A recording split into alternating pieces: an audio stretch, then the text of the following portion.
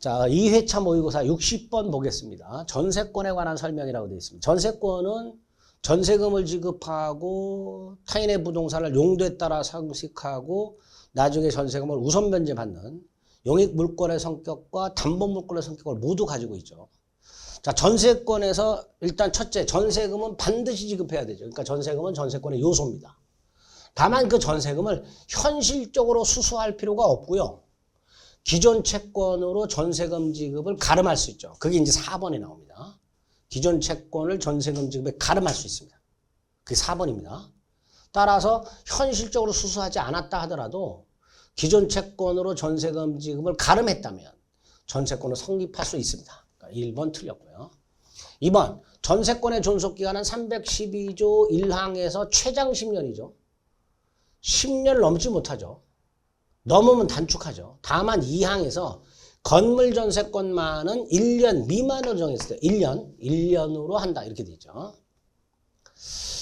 3번, 전세권을 목적으로 저당권이 설정됐다. 이 저당권자는 나중에 전세권이 소멸했을 때, 존속기간이 만료가 됐을 때 전세권 자체에다가 저당권을 실행할 수는 없죠. 즉 전세권 자체를 경매에 넣어서 채권을 회수할 수는 없고요. 전세금 반환 채권에 물상대위할 수 있다고 그랬죠. 그러니까 틀렸죠. 전세권 자체의 저당권을 실행할 수는 없습니다. 4번. 아까 말씀드렸듯이 자, 각과 을 사이에 임대차 계약을 했고 을이 갑에게 보증금을 준 게 있는데 임대차는요. 이 보증금 우선 변제권이 없어요. 그러니까 을이 불안하니까 나 전세권 등기해달라. 이렇게 각과 합의를 해요. 자, 이때 전세권이 성립하려면 전세금을 지급해야 되잖아. 그걸 이 보증금으로 가름한 거예요.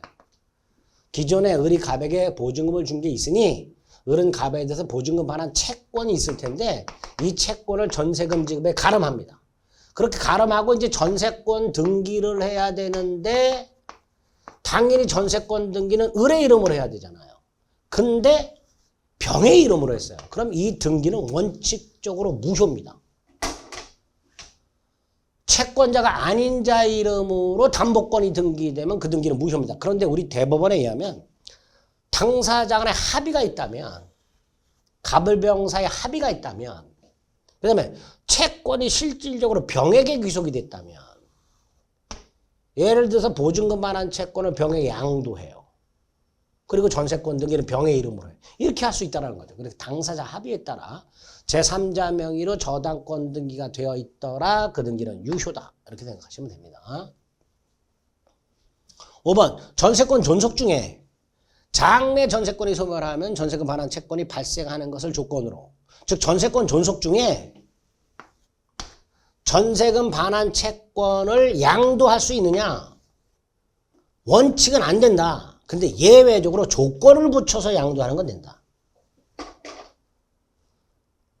전세금 반환 채권을 팔면서 사는 사람한테 조건을 붙인 거예요. 전세권이 소멸하면 전세금 반환 채권을 행사해라. 전세권이 소멸하면 그때 전세금 반환을 청구해라. 이런 조건을 붙여서 장래 조건부 채권을 양도할 수는 있다가 판례입니다. 그래서 5번이 옳은 지문이 됩니다. 61번, 유치권, 타인 물건 또는 유가증권을 점유하는 자가 그 물건 또는 유가증권에 관하여 생긴 채권이 변제가 있을 때 그걸 변제받을 때까지 물건 또는 유가증권을 유치하는 권리를 유치권이라고 하죠. 자, 문제가 1번입니다. 유치권은 물권에서 누구에게나 주장할 수 있는데 다만 예를 들어서 건물 공사대금 채권이 생겼어요. 근데 공사대금을 지급하지 않아서 건물을 점유합니다.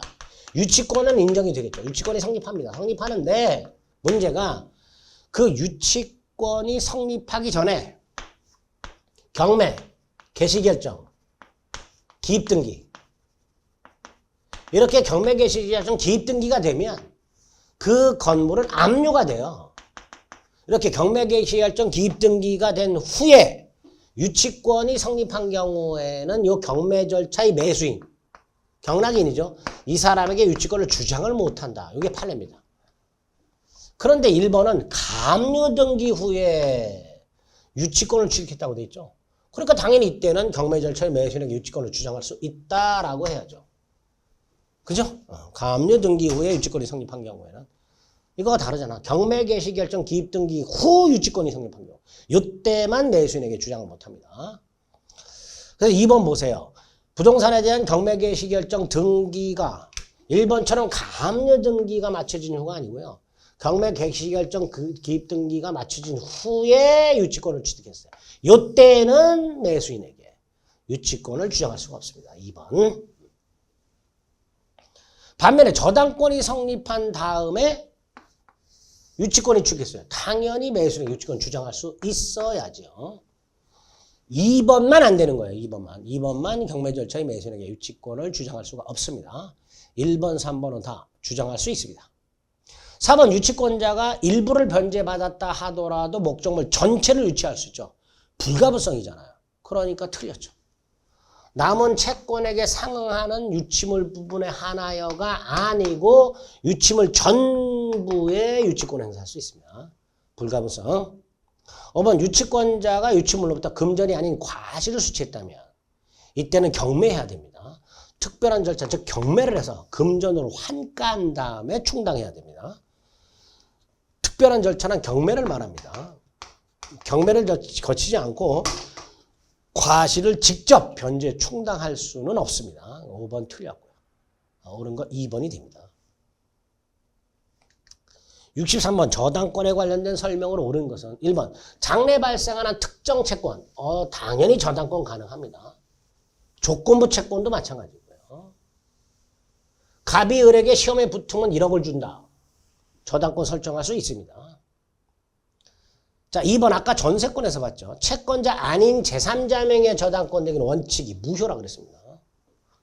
다만 당사자 간에 합의가 있으면 유효라고 그랬어요. 3번 수인의 채권자가 하나의 저당권을 채권에게 비율로 뭐 할 수 있다? 준공유할 수 있습니다. 3번이 옳은 지문이네요.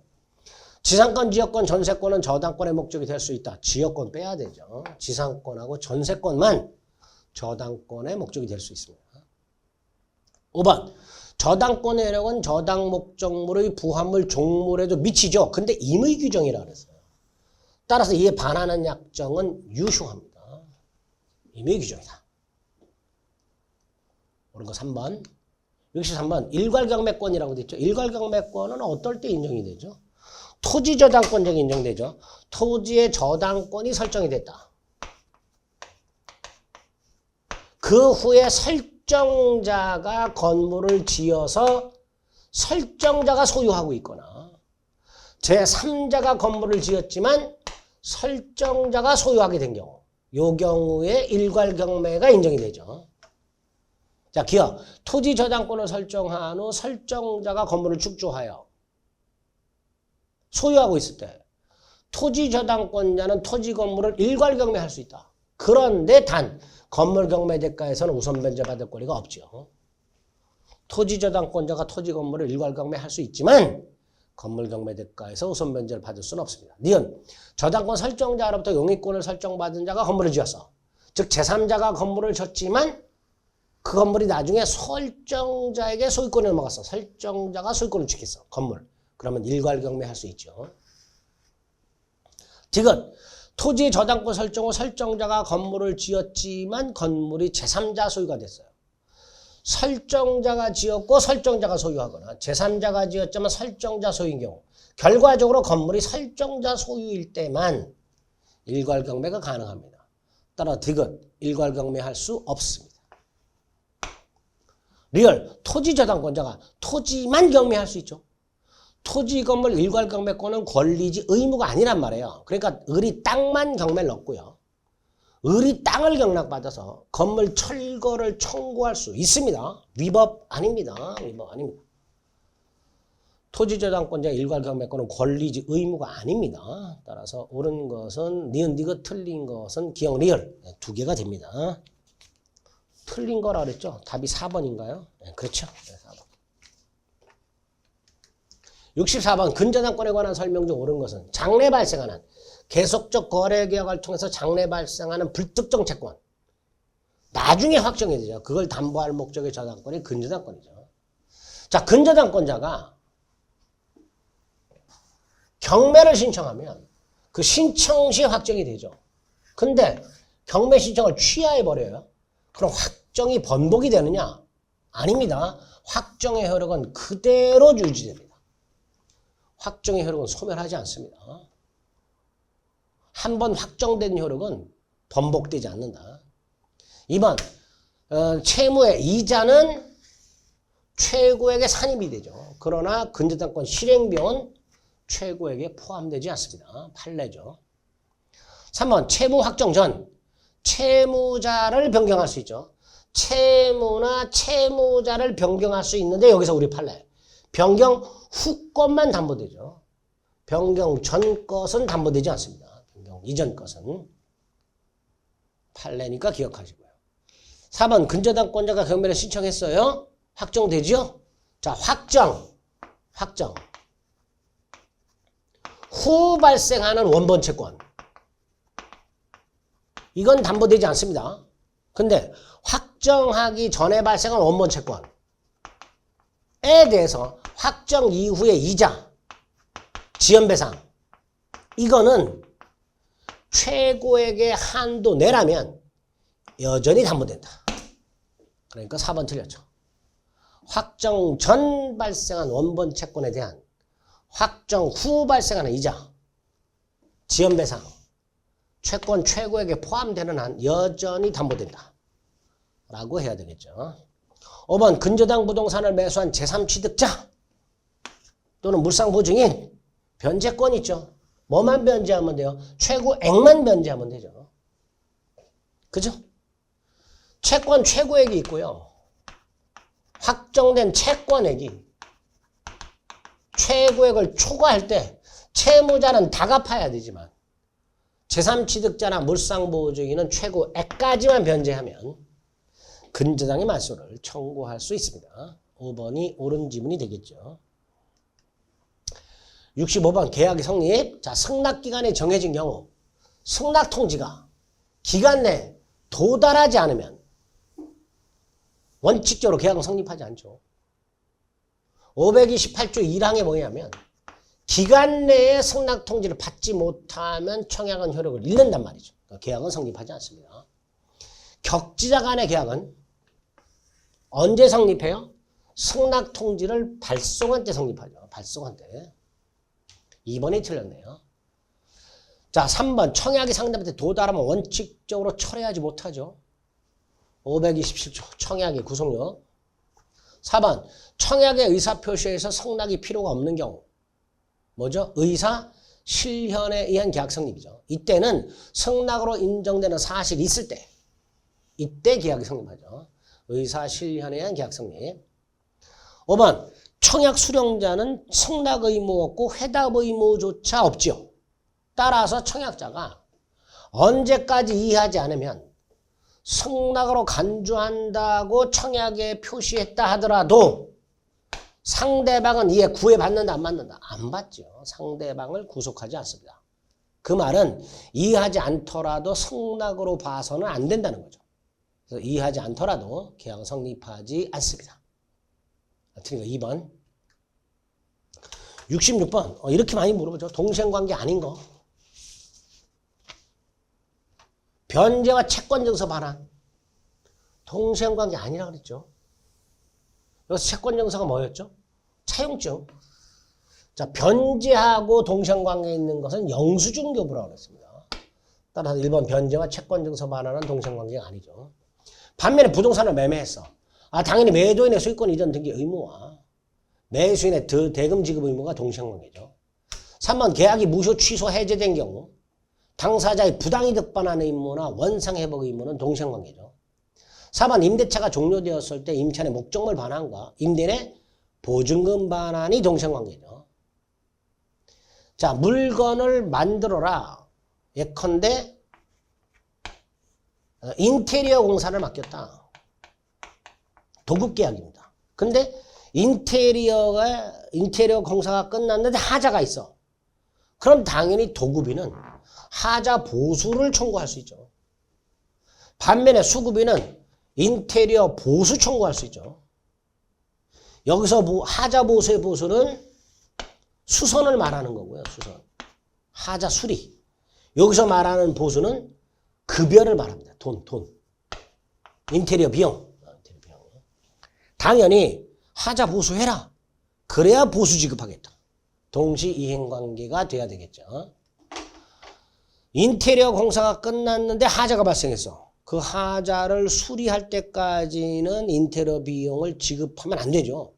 인테리어 비용 지급했다가 인테리어 업자 잠수 타는 경우 많잖아요. 그러니까 도급인의 하자 보수 청구권과 수급인의 보수 지급 청구권은 다시 말해서 수급인이 하자를 보수하라 의무와 도급인이 인테리어 보수 지급 의무는 동시행 관계다라고 해석을 하게 됩니다. 1번이 아니다 생각하시면 됩니다. 동시행 관계 아닌 거 꼭 좀 해설지를 통해서 정리를 꼭 해두시기 바랍니다. 67번 갑은 자기 소유 가옥을 을에게 매도하면서 대금은 병에게 지급하기로 을과 약정했으니까 제3자를 위한 계약이죠. 갑이 요약자고요. 을이 낙약자고요. 병이 수익자가 되겠죠. 자, 그러면 병이 수익에서 표시했습니다. 근데 을이 채무를 이행하지 않아요. 그럼 갑이 계약을 해지하는 거죠. 병은 계약 당사자가 아니기 때문에 병은 계약을 해지할 수가 없습니다. 대신 병은 뭐 할 수 있어요? 손해배상을 청구할 수 있죠. 그게 2번이죠. 을의 채무 불이행을 이루 병은 손해배상을 청구할 수 있습니다. 3번 병의 권리가 생긴 후에는 갑과 을은 합의로 병의 권리를 소멸 또는 변경시킬 수가 없죠. 그러니까 병이 수익에서 표시하기 전에는 병의 권리를 변경 소멸시킬 수 있겠죠. 4번 을은 가옥의 소유권을 이전받기까지 당연히 병에게 대금 지급을 거절할 수 있어야 되죠. 갑이 을에게 소유권을 이전하는 것과 을이 병에게 대금을 지급하는 것은 동시행관계니까 을은 소유권을 넘겨받을 때까지 대금 청구를 거절할 수 있습니다. 5번 병이 수익에서 표시했는데요. 갑이 을의 사기를 이유로 취소해요. 110조 1항이 적용이 되죠. 병이 알았거나 알 수 있었을 경우에 하나에 취소할 수 있다가 아니죠. 틀린 질문이죠. 지금 갑은 상대방으로부터 사기를 당한 거예요. 그러니까 110조 1항이 적용되는 겁니다. 갑이 을과 계약을 하면서 제3자로부터 사기 강박을 당한 게 아니란 말이에요. 그러니까 갑이 을과 계약을 하면서 을로부터 사기를 당했으니까 갑은 병의 지부지를 묻지 않고 계약을 취소할 수 있게 됩니다. 그래서 5번이 틀린 지문이 됩니다. 68번 계약의 해제에 관한 설명으로 틀린 것은 1. 채무자가 가분적 채무 일부를 이행지체했다. 자, 일부 이행지체. 원칙적으로 일부 해제입니다. 다만 나머지 부분만으로 목적을 달성할 수 없다면 전부 해제입니다. 1번이죠. 2번 이행 물론 최고 필요 없죠. 3번 551조 계약의 해지 또는 해제는 손해배상 청구에 영향을 미치지 않으니까 따로 손해배상 청구할 수 있다. 이렇게 되는 거죠. 4번은 채권을 양수한 사람은 보호되는 제3자가 아니지요. 그러니까 4번이 틀렸죠. 채권을 양수하거나 채권을 압류, 가압류하거나 아파트 분양권을 양수한 사람들, 이런 사람들은 계약이 해제됐을 때 보호되는 제3자가 아닙니다. 4번이 틀렸고요. 5번 합의 해제됐죠. 합의 해제된 경우에도 계약은 소급해서 소멸하니까 제3자 권리를 해할 수는 없습니다. 합의 해제와 해제가 다른 거 두 가지 기억하면 되죠. 합의 해제는 손해배상 청구를 못하고 이자 가산 의무가 없다. 두 가지. 제3자 보호 됩니다. 5번 옳은 질문입니다. 틀린 거 4번. 69번 갑과 을은 갑소유 X토지에 대해서 매매계약을 체결했다. 틀린 것을 골라라. 자, 기억. 1번 갑이 계약 해제로 반환할 대금. 이자 가산해야 되죠. 이 이자 가산은 대금 반환 의무 지체에 따르는 연체이자가 아니고요. 원상회복 의무의 일종입니다. 부당이득 반환, 원상회복 의무의 일종일 뿐 대금 반환 의무 지체에 따르는 지연배상이 아닙니다. 그러니까 대금을 받은 날부터 이자를 가산하라고 돼 있잖아요. 그죠? 연체이자가 아니란 말이에요. 2번 을의 채무 불이행 행위로 계약을 해지했습니다. 그 후에도 을은 뭐 할 수 있죠? 차고 취소할 수 있죠. 중요한 판례죠. 3번 을명의로 등기가 된 땅에 대해서 을의 채권자 병이 가압류 집행을 맞춰줬다. 가압류 등기가 됐다. 이런 뜻이에요. 부동산을 가압류하고 등기까지 됐으니까 이 병은 보호되지요. 따라서 갑은 병에게 해제의 소구표를 주장할 수가 없습니다. 갑이 병한테 야 이거 해제됐어. 소구표에서 나한테 소유권이 복귀됐어. 너는 엉뚱한 사람 물건을 압류한 거야 라고 소구표를 주장할 수가 없습니다. 채권을 가압류한 게 아니라 병이 부동산을 가압류했으니까요. 가압류권자로 등기가 되어 있을 것이고요. 이때 병은 보호가 됩니다. 따라서 갑은 병에게 소구표를 주장할 수가 없습니다. 4번 갑의 귀책 사유로 불능이 됐습니다. 당연히 을은 계약을 해지하고 손해배상을 청구하는데요. 그 손해배상액을 산정하는 기준은 불능 당시 시가입니다. 이게 기준이 됩니다. 이행 불능을 이유로 한 해제의 손해배상은 불능 당시를 기준으로 계산합니다. 5번 을의 중도금을 약정기일에 지급하지 않으면 계약은 자동으로 해제된다라고 약속을 했다. 실권약관이죠. 그 실권약관 중에서 중도금을 지급하지 않으면 해제된다. 근데 실제로 중도금을 지급하지 않았다. 자동 해제되겠죠. 실권약관 이퀄 자동해제 특약이죠. 저게 중도금이 아니라 잔금인 경우에는 조심해야 되죠. 잔금을 지급하지 않으면 해제된다고 했을 때는 잔금을 지급하지 않는다는 사실만으로는 자동 해제되지 않죠. 잔금을 지급하지 않는다는 것이 지체가 되어야 자동 해제가 되죠. 반면에 중도금은 선의 의무이기 때문에 중도금을 지급하지 않으면 자동 해제된다는 약정이 있는 상태에서 실제로 중도금을 지급하지 않으면 자동 해제됩니다.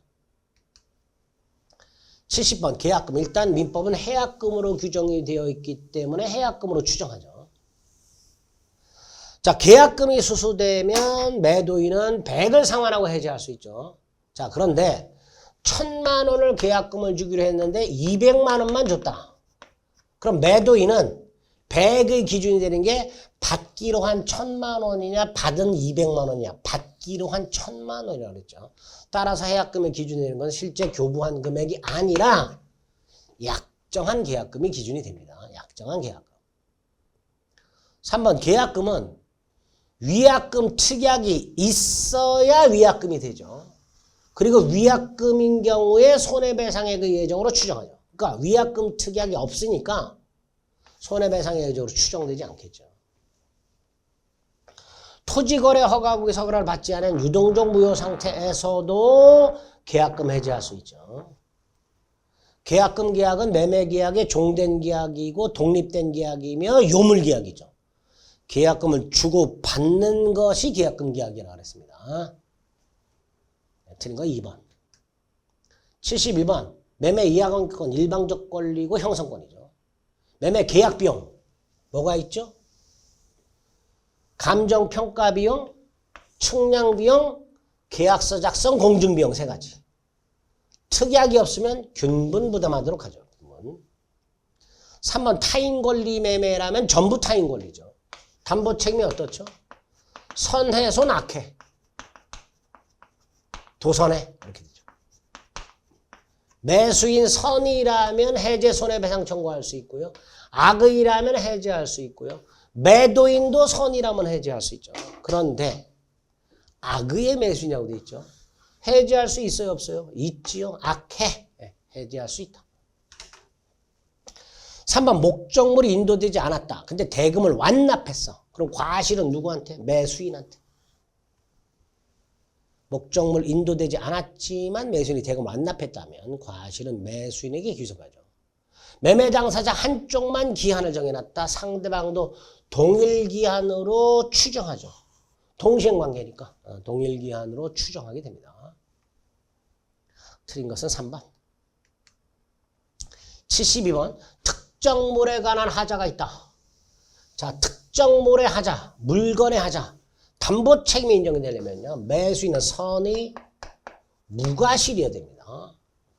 목적물의 하자는 물건의 하자라고 하고요. 물건의 하자에 대한 담보 책임은 매수인이 선의 무과실이어야 됩니다. 따라서 1번 틀렸고요. 2번 수량 지정 매매에서 수량이 부족하다. 일부가 멸실있다. 부실. 선의의 매수인에 한해서 대금감액 청구라든가 계약 해제라든가 손해배상을 청구할 수 있는데 이 권리는 사실을 안 날로부터 1년 내에 해야 되죠. 사실을 안 날로부터 1년이죠. 계약을 한 날로부터가 아니라 사실을 안 날로부터 1년입니다.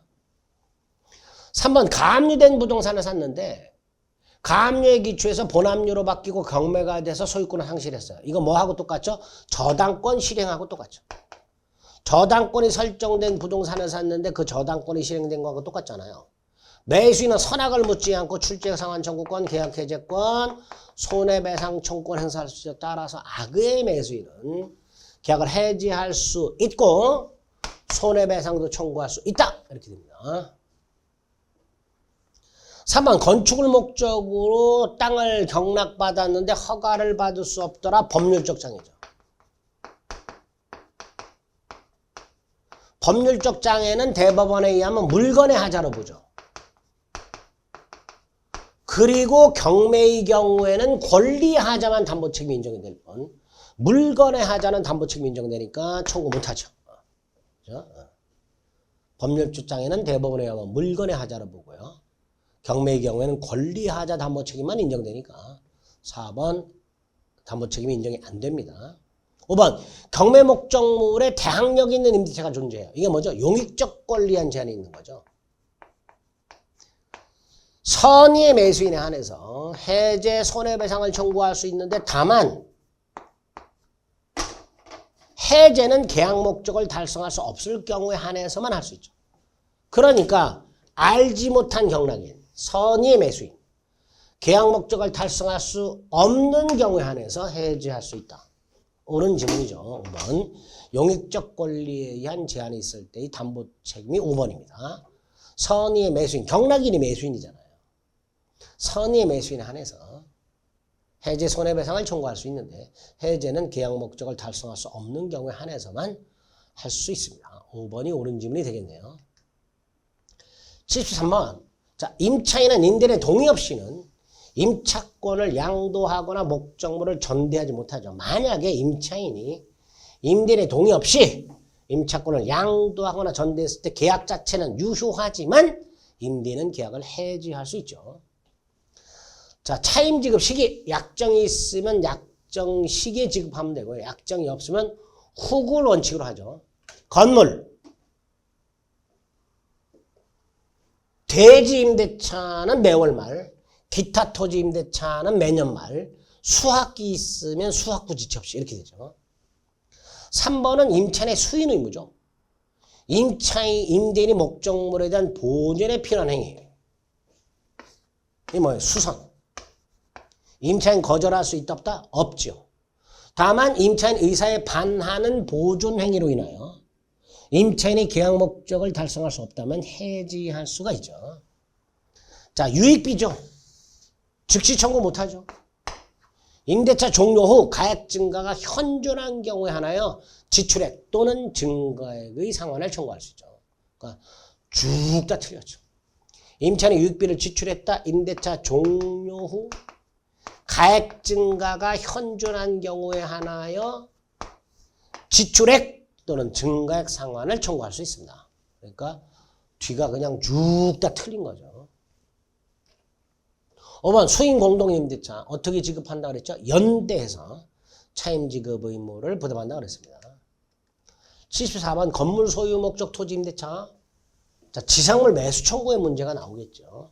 이때 지상물은 무허가 건물이어도 되고 미등기 건물이어도 매수 청구할 수 있다고 그랬습니다.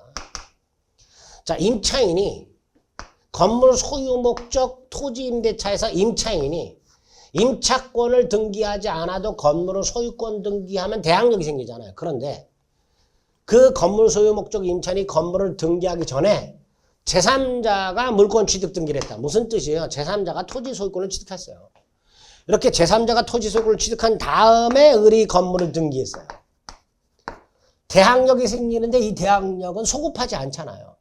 그러니까 그 제3자에 대해서는 임대차 효력을 주장할 수가 없습니다. 틀린 질문이죠. 622조. 건물을 등기하면 그때부터 제3자에게 효력을 주장할 수 있어요. 근데 지금 이 경우에는 병이 소유권 이전 등기한 다음에 을이 건물 등기했으니까 병에게는 임대차 효력을 주장할 수가 없습니다. 3번 건물에 근저당권이 설정된 경우에도 매수 청구할 수 있죠. 채무 불이행 해지된 경우는 매수 청구 안 되죠. 토지 임대차에서 매수 청구할 수 있는 경우가 두 가지입니다. 기간 만료로 임대차가 종료가 되고 갱신 청구했는데 거절당한 경우하고요. 기간을 정하지 않은 토지 임대차인데 임대인이 해지 통고한 경우하고요. 두 가지 경우에만 지상물 매수 청구권이 인정이 됩니다. 그 건물이 경제적 가치가 없는 경우에도 사라고 할 수 있고요. 임대인에게 효용, 쓸모가 없는 경우에도 매수 청구할 수 있습니다. 틀린 것은 2번이 되겠죠. 75번 주택임대차. 주택임대차법의 대항력은 대항요건은 인도 및 주민등록이잖아요. 이거 계속 존속하고 있어야 되죠. 전출하는 순간 대항력 상실합니다. 보존등기를 미치지가 아니라 마치지죠. 미등기 건물도 주택임대차법이 적용되죠. 주거용 건물이기만 하면 미등기 건물이든 무허가 건물이든 주임법이 적용됩니다. 자, 인도는 점유하는 걸 말하는데요. 당연히 간접 점유도 포함이 되죠. 갑이 을에게 임대, 을이 갑의 동의받아 전대. 전차인이 인도 및 주민등록을 하면 임차인이 대항력이 생기니까 간접 점유를 포함하게 됩니다. 자, 대항력을 갖춘 임차권보다 후순위 저당권이 목적물을 경매가 됐는데 다만 그 임차권보다 선순위 저당권이 있었어. 그럼 요게 말소 기준 권리가 되니까 임차권도 소멸하죠. 따라서 임차인은 경락인에게 대항할 수가 없습니다. 중요하죠. 5번 임차권 등기 명령에서 임차권 등기가 됐어. 자, 이때 임대인의 보증금 반환 의무와 임차인의 등기 말소 의무 동생관계가 아니죠. 보증금 반환이 먼저 이행돼야 되죠. 누누이 말씀드리지만 임대차에서의 동생관계는요. 보증금 반환과 목적물 반환이 동생관계입니다. 따라서 보증금 반환과 임차권 등기 말소는 동생관계가 아니고요. 보증금 반환이 먼저 이행되어야 한다라는 게 판례입니다. 5번 틀렸고요. 76번 부산광역시 소재 상가 건물입니다. 자, 부산광역시 소재의 상가 건물에 대해서 상가 건물 임대차 보호법이 적용이 되려면 기준 금액이 얼마여야 돼요? 환산보증금이. 서울 9억이죠. 수도권 및 부산광역시는 6억 9천만 원이죠. 광역시하고 세종특별자치시는 5억 4천만 원이고요. 그 밖의 지역은 3억 7천이죠. 그죠? 자, 부산입니다. 환산보증금이 6억 9천 이하일 때만 적용이 되는데 보증금이 3억에 월세가 400이니까 환산보증금이 7억입니다. 그럼 초과임대차죠. 상인법은 적용되지 않습니다. 다만 초과임대차라 하더라도 적용되는 게 몇 개 있었어요. 대항력, 갱신요구, 3기 연체 해지, 그 다음에 폐업으로 인한 해지, 권리금 회수, 표준계약서 6개는 적용이 될 수 있다고 했습니다. 자, 대항력 적용이 된다고 그랬습니까? 을이 인도받고 사업자 등록을 신청하면 다음날 대항력이 생기죠. 갱신요구 적용된다고 그랬으니까 만료전 6월부터 1월까지 사이에 갱신요구 할 수 있고 갑은 정당한 이유 없이는 거절하지 못하죠. 자, 기간을 약정하지 않았다면 존속기한은 적용이 안 되니까 상인법이 적용되면 1년으로 보기 때문에 기간 만료 전 6월부터 1월까지 사이에 갱신요구를 할 수 있지만 기간을 정하지 않았을 때 존속기한은 적용이 안 된단 말이에요. 초과임대차는. 그러니까 민법 635조가 적용이 됩니다. 기간에 정함이 없는 임대차예요. 기간에 정함이 없기 때문에 기간 만료 전 6월부터 1월까지 사이에 갱신 요구라는 것 자체를 할 수가 없습니다. 초과임대차는. 권리금 회수 적용된다 그랬죠. 임대차 기간이 끝나기 6개월 전부터 종료 시까지 임차인이 소개한 신규 임차인이 되려는 자로부터 임차인이 권리금 지급받는 것을 임대인은 방해해서는 안 되죠. 초과임대차도 권리금 회수는 인정된다 그랬습니다. 5번 틀렸죠. 우선 변제권 같은 거 없습니다. 이런 건 적용이 안 됩니다. 존속기간이라든가 우선 변제 이런 거 적용 안, 임차권 등기 명령 이런 거 적용 안 되는 거예요. 아예. 그러니까 상위법이 원칙적으로 적용이 안 되고 다만 대항력이라든가 갱신요구라든가 권리금 해소 같은 것들이 적용이 될 뿐인데 3번 같은 경우에는 갱신요구권이 인정된다 하더라도 요경을 행사를 못하는 거예요. 왜? 기간을 정하지 않으면 기간 만료 전 6월부터 1월까지 사이에라는 것 자체가 적용될 수가 없잖아요. 우리가 갱신요구 못하는 거죠. 틀린 것은 5번이 됩니다.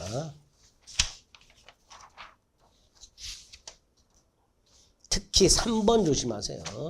초과임대차 기간을 정하지 않으면 1년으로 본다가 적용이 안 되고 민법상 635조로 갑니다. 기간의 정함이 없는 임대차가 된다는 거 조심하시기 바랍니다. 77번 집합건물이라고 되어 있습니다. 일동 건물 및 구분행위에 상응하는 구분 건물이 객관적 물리적으로 완성이 되면 설령 집합건축물 대장에 등록되거나 구분 건물로 등기하지 않았다 하더라도 구분 소유가 성립한다라는 게 판례죠. 구분행위 플러스 구조상 이용상 독립성이 인정되는 구조물이 완성이 되면 등기가 없어도 구분 소유권이 성립하게 됩니다. 2번 구조상 이용상 독립성을 갖춘 건물 부분이 구분 소유권의 목적이 될 수 있는 거죠. 구조상 이용상 독립성이 있어야 전유 부분이 될 수 있는 겁니다. 대지 사용권은 당연히 전유 부분과 일체로 다뤄야 되겠죠. 4번 어느 부분이 공용 부분이냐 전유 부분이냐. 뭘로 판단해요? 건물 구조. 구조상 이용상 독립성이 있냐. 그 객관적 용도로 판단하게 됩니다. 5번 공용 부분은 두 가지가 있죠. 여기 나와 있네요. 법정 공용 부분이 있고요. 규약상 공용 부분이 있습니다. 법정 공용 부분은 다른 말로 구조상 공용 부분이라고 합니다. 다른 말로 당연 공용 부분이라고 합니다. 이건 이제 복도계단 같이 육안으로 공용 부분이 이미 명백한 게 법정 공용 부분이에요. 반면에 규약상 공용 부분은 육안으로는 전유 부분처럼 보이지만 규약으로 공용 부분으로 한 거예요. 그러니까 당연히 여기는 공용 부분이라는 취지를 등기해야 됩니다. 반면에 이거는 육안으로 공용 부분이 명백해요. 따라서 여기는 공용 부분이다라고 등기할 필요가 없습니다. 그래서 5번은 규약상 공용 부분과 법정 공용 부분을 바꿔놓으면 돼요.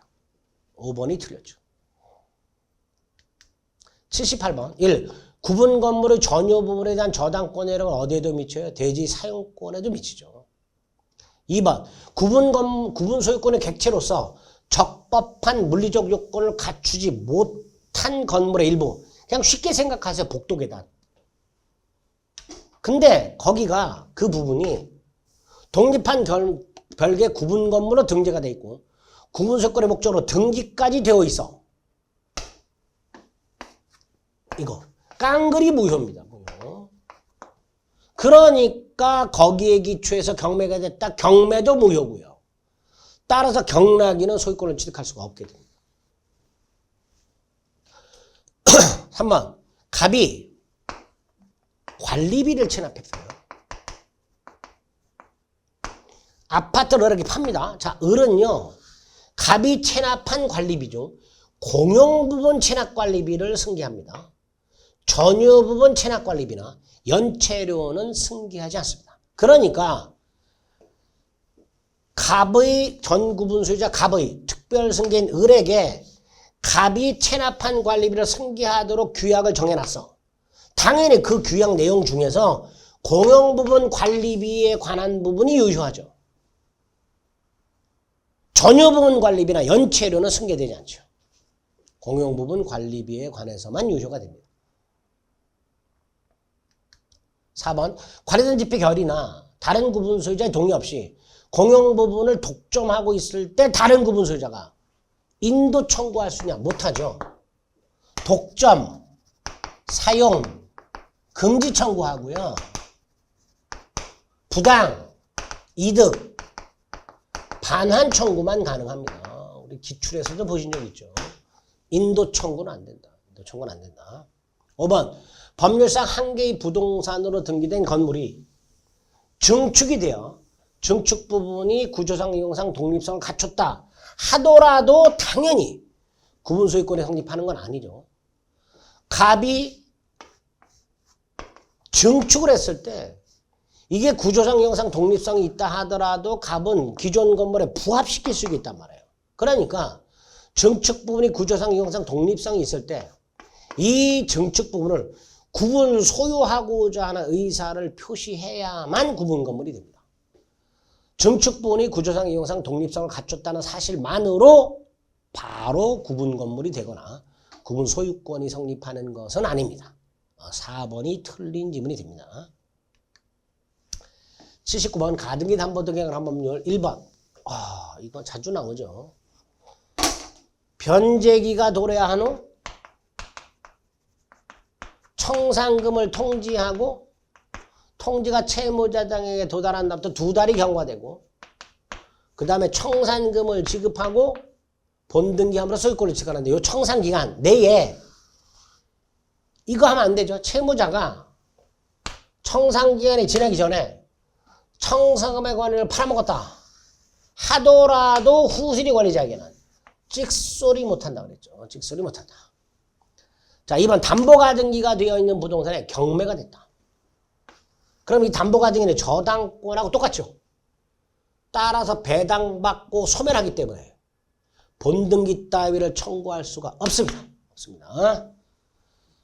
담보가등기가 되어 있는 부동산에 대해서 경매가 시작이 되는 순간 저 담보가등기는 저당권으로 보기 때문에 더 이상 청산 절차를 진행할 수가 없습니다. 2번 틀렸고요. 3번 채무자는 설령 청산기한이 지났다 하더라도 정당하게 평가된 청산금을 받을 때까지 돈을 갖고 가등기 따위의 말소를 청구할 수 있습니다. 단 변제기 경과 후 10년이 지나거나 선의의 제3자가 소유권을 취득했어요. 이때는 안 됩니다.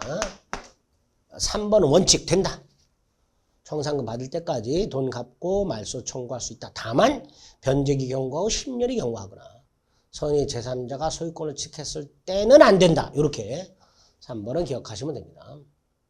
담보가등기를 마친 부동산에서 경매가 개시됐다. 저당권하고 똑같다 그랬으니까 담보가등기 권리자는 다른 채권자보다 우선 변제 받을 권리가 있다. 이것도 사실은 조금 애매해요. 다른 채권자가 아니라 후순위 채권자라고 해야 됩니다. 원래는 정확하게는 다른 채권자가 아니라 후순위 채권자라고 해야 됩니다. 물론 이제 여기가 만약에 다른 담보권자보다 그러면 틀린 거예요. 분명하게. 근데 다른 채권자라고 하게 되면 담보권이 없는 일반 채권자를 생각하시면 되겠고요. 당연히 우선 변제 받을 권리가 있다. 저당권하고 똑같다. 라고 생각하시면 됩니다. 5번 담보가등기 권리자가 소유권을 취득하려면 통지하고 만약에 청산금이 없으면 없다는 뜻도 반드시 통지하고 통지가 핵심이에요. 2달 지나야 됩니다. 그래야 소유권을 취득할 수가 있게 됩니다. 특히 청산금이 없다면 없다는 뜻도 반드시 통지해야 된다는 거 잊지 마세요. 2번이 틀린 지문이 됩니다. 80번 갑은 2024년 2월 11일 조세포탈 목적으로 을과 명상약정을 맺었고 이에 따라 을은 갑으로부터 받은 돈을 가지고 병과 매매 계약을 했다. 자, 신탁자가 갑이고요. 수탁자가 을이죠. 둘 사이에 이름 빌리는 약정이 있었죠. 거기에다가 갑이 을에게 돈까지 줬죠. 그래서 을이 병과 매매를 했고요. 을에게 등기가 이전되었습니다. 계약 명의신탁이죠. 계약 명의신탁. 명장 약정 무효죠. 근데 매매하고 을등기가 문제죠. 요거는 무효도 있고 유효도 있죠. 그걸 뭐 가지고 구별하죠? 매도인, 병, 악의냐 선이냐 가지고 구별하죠. 그 결과 소유권자도 다르죠. 위에는 병이 여전히 소유권자고요. 밑에는 을이 완전한 소유권을 취득하죠. 요렇게 기억하셔야 되고요. 나아가 을과 거래한 수탁자와 거래한 제3자는 선악불문하고 보호되죠. 자, 요거 가지고 푸는 거예요. 자, 1번 병이 계약 체결 이후에 알게 됐다. 계약 체결 당시에는 몰랐다라는 뜻이잖아요. 그럼 설령 계약 체결 이후에 알았다 하더라도 요걸로 가는 거예요. 매도인의 선악은요, 계약 당시를 기준으로 하는 거예요. 그러니까 계약 체결 이후에 알았다면 계약 체결 당시에는 선이었으니까 매매 유효, 등기 유효죠. 소급해서 무효가 되는 게 아닙니다. 1번 틀렸고요. 2번 병이 갑을 간의 명의사관계를 모른다. 계약 명의신탁이죠. 3번 병이 명의사관계를 모르고 있다. 선이죠. 그러면 을이 소유권을 취득합니다. 자, 이때 을은요, 갑에게 돌려줘야 될 게 있어요. 뭐 받은 돈 돌려줘야 되는데 문제가 갑이 취득록세까지 냈어요. 을은 그것까지 돌려줘야 됩니다. 을은 갑으로부터 받은 취득세도 부당이득으로 반환해야 됩니다. 어쨌든 을은요, 소유권을 취득했을 때 갑에게 부당한 이득을 반환해야 되는데 그 부당한 이득이 뭐냐? 갑으로부터 받은 돈. 매매대금과 취득세 이런 거 다 돌려줘야만 됩니다. 4번 명의상 약정이 무효다. 을은 갑에게 부당이득을 돌려줘야 되는데 뭘 돌려줘야 된다? 받은 돈. 갑이 낸 세금. 이런 거 반환해야 됩니다. 5번 병이 계약 당시에 알고 있었다. 알고 있었다면 매매 무효, 등기 무효. 소유권은 여전히 병에게 있으니까. 병은 을에게 요 경우 병은 을에게 말소 등기를 청구할 수 있고, 말소 등기 청구. 매매가 무효이기 때문에 을은 병에게 대금 반환 청구할 수 있는 거예요.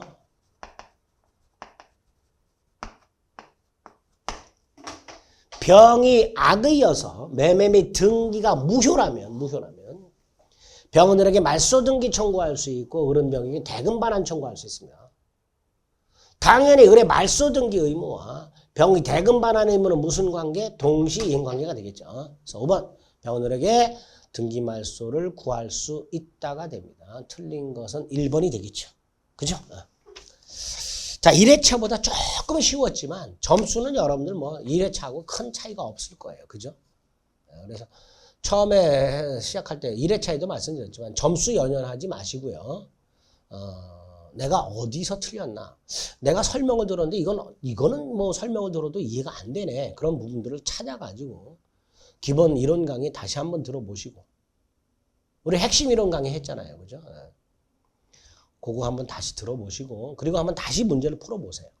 그리고 해설을 다시 한번 들어보세요. 그러면 내게 되는 거예요. 이렇게 하나하나 반복해서 내 걸로 반드시 만드는 작업을 계속해 주셔야 됩니다. 아시겠죠? 점수 낮다고 충격받지 마시고요. 점수는 신경 쓰시지 마세요. 시험장 가면 이렇게 제가 말씀드린 대로 대비하면요. 시험장 가서 70점, 80점 나옵니다. 나오니까 제발 믿고 지금 모의고사에서 받은 점수는 신경 쓰지 마시고 틀렸던 부분, 설명을 들었는데도 이해가 안 된 부분 이런 부분들은 다시 한번 꼭 확인해 주시기를 부탁드리겠습니다. 수고하셨습니다.